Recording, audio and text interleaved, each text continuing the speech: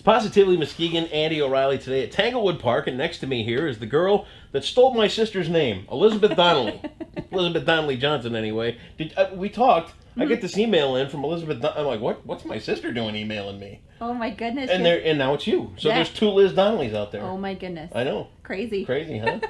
Liz is with the Alzheimer's Association, and there is a big talk from a world-renowned doctor named Dr. Dr. Giordani. Giordani. I knew I was going to get that wrong at some point. He is coming to Tanglewood Park to talk about Alzheimer's disease. It's going to be a free event.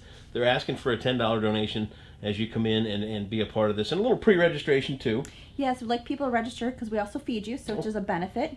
Yep, so great. Why does everybody point out feed me when they see me? I know. Well, food is a very social thing, so people like to be social. So we provide a meal that's being sponsored by Tanglewood Park with Life Circles, Age Well, and Senior Resources. By the way, they've got a great cafeteria here. If you haven't been in yet to try this thing. It's great food. It's great, and it's dirt cheap. Yes. Dirt cheap. And it probably helps benefit everything they do here. Right. Important. Absolutely. So let's talk about Alzheimer's disease. My exposure with Alzheimer's disease has been limited. Okay. My grandfather on my dad's side lived to be about 99, and in those last couple of years, he really started to slip. There were incidents where he would talk to my dad, right? But he was looking for the little version of my dad. You know, he where's Pete? Yeah. And you know, my dad's like, well, I'm Pete, and he goes, no, Pete's only about 3 feet tall. Right. And you know, what are the first signs? Well, we have a program, it's called Know the 10 Signs, and it's not just memory, even though that's a telltale sign. Typically, it starts with short term. Okay. But eventually, the long-term memory does play into as the disease progresses. Now, there's two kind of categories as well. People who are diagnosed with younger onset, that's when someone's under the age of 60. Okay. Typically, we're starting to see people in their 50s, 40s, 30s, really? And 20s. They're starting to get Alzheimer's. I know. It's not an old person's disease as we would think, like old-timers, sometimes. Is it a genetic thing? There is a genetic component, but when you look at the genetic components, only one of the risk factors. And how I tell people, look at the risk factors as buckets. The more buckets you have, the more risk factors. Okay. So genetics is a component. So if you have an immediate relative that's been diagnosed, your percentage is 4%, really small. Okay. They said, well, what if I have a mother and then a grandmother that has Alzheimer's? Well, it kind of doubles to about 7%. Sure. Still not a lot, but that's only one bucket you look at. With that component of the early onset, there is some genetic testing that you can be done, as well as probably your grandfather. Yeah, it was my grandfather, yeah. Exhibited probably late onset, and we typically see that in the 80s, somewhere around there. Yep. We start to see some of that cognitive decline, again, going back in time of the little Pete, not Pete as he is today. Right. So there's a lot of those things. So memory is an issue, but it's not the only thing. There's people who even, I'm habitual, like lose my keys. So what do? I kind of retrace my steps, or kind of do the popcorn trail, like what was I doing 2 minutes before? Yep. And then you find that. There's a very big difference between memory loss and memory delay. Okay. What I have my keys was a memory delay. Like, where are my keys at? Rushing around, trying to get outside, get ready for work. Sure, yeah, everybody's in a hurry. Exactly. But we were able to retrace those steps. So memory delay. And it can be even a day or 2 days later. It's being able to capture that information back. Okay. Memory loss, it's there and it's gone. That's it. It's like you can't grab it anymore. There was a movement, one of my relatives that has been diagnosed with vascular dementia, said he was losing his words. So it's a loss where you can't rewind, and you can't get that back. Yeah. So those are some issues there, but there's so many different signs that people think, well, my memory's fine, but there's all some sorts of dementias that follow underneath that category.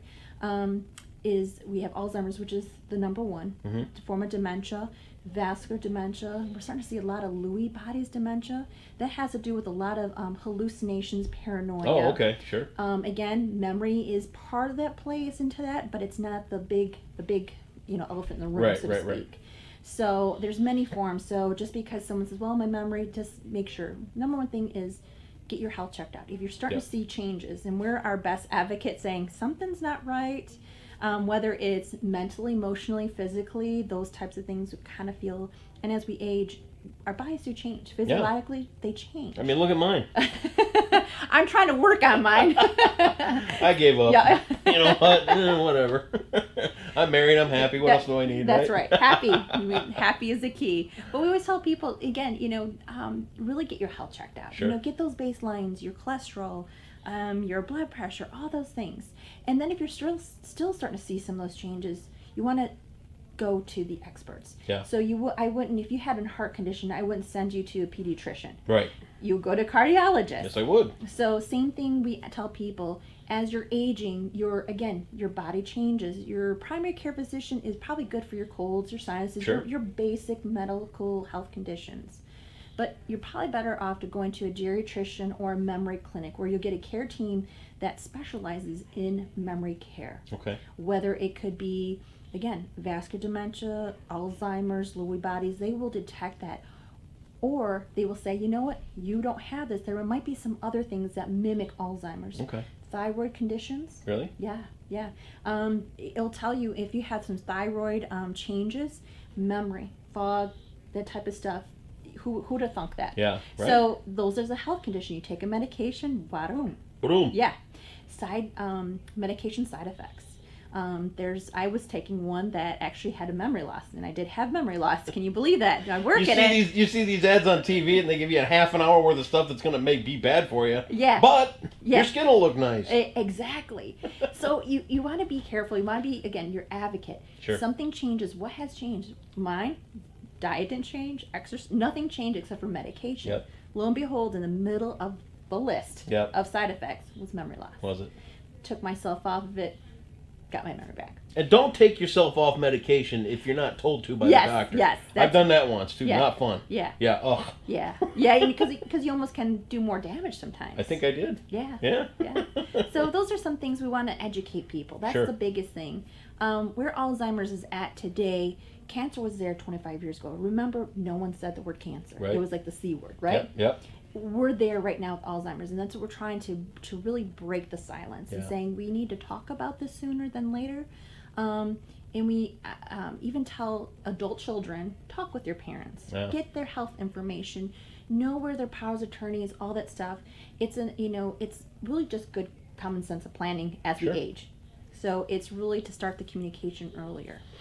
It's a tough subject to bring up. I mean, especially when you're around parents and they're, let's say you notice something and they're not noticing it yet. Where do you start with to address it? I always try to tell people it starts with seeds. Yeah. It's just that small little seed saying, hey, Mom, I'm just starting to see some changes. I really think that we should probably get your health checked out. Okay. Because that's the important thing. Let's make sure, because if it is, if it's thyroid issue, medication change that you may not be aware of that Sure, she's sure, taking, yeah. because we don't say, hey, this is a list of my medications. We don't share that stuff. Well, maybe some people Yeah, do. yeah. So we really is to start the conversation earlier, and getting those care teams in place first. So really just planting that seed and writing things down, because when you notate it and you say, hey Mom, I want to sit down, these are some things I saw when you were at this is what you did, I'm concerned. One, for your health, and two, for your safety. Safety is a huge thing. Sure. Because forgetting keys is one thing, but forgetting how to drive a car, It's tough. I mean, and these things are the challenges we're going to face. Exactly. Yeah. I think one of the statistics I shared with you was the 76 million baby boomers turning 70 this year. Which, in all honesty, is our parents' age. Oh, right. Yeah. Yeah. I'm guessing you're about my age. Yeah. 40 Ballpark. something. Yeah, 40 something. Women never give away their That's age, right. but that's fine. Yeah, in our 40s, and that's where our parents are right now. Right. Exactly. So it's important to start noting these things, and to think that 76 million of these baby boomers this year. And you used the word tsunami. Yes. Part of it too is I think we talked to you didn't really have connection with Alzheimer's. Sure. But as we're starting to see this, we're looking at this as a healthcare tsunami. If we use the age 60, 65 as our baseline, we would start to see more people being diagnosed at the age. This one's more maybe a mid-stage type of thing. But people, when they get diagnosed, like, now that I know it, probably 10 years ago. Yeah. But we've seen something, those changes. But we just thought they're getting older, distracted, busy, all those things that we kind of dismiss or make excuses. But as we're knowing more about this and having this 76 million baby boomers this year, the Medicare system is going to be loaded. Yeah. And I think some of the statistics out there is it's almost mind-blowing to realize that if this is going to be affected, and one of the other statistics I didn't share with you is that every 66 seconds someone's being diagnosed. Really? Yeah. Wow.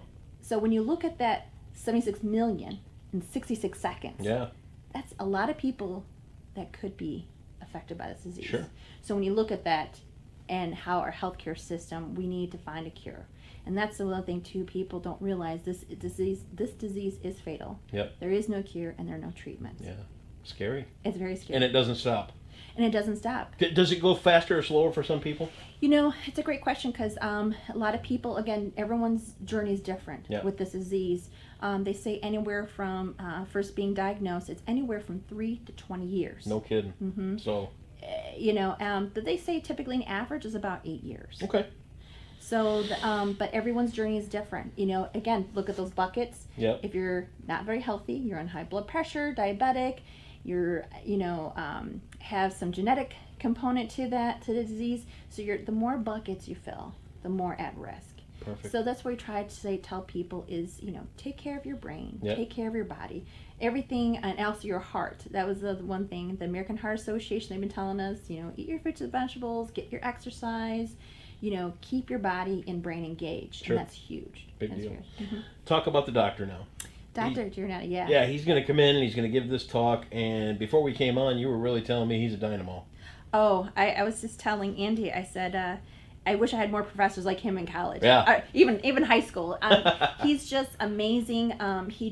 You walk away with something like, I feel more educated. Mm-hmm. Just when I think I know a lot about it, he's coming back from the AAIC, which is the Alzheimer's Association International Conference. Okay. And this is a global research conference from the world.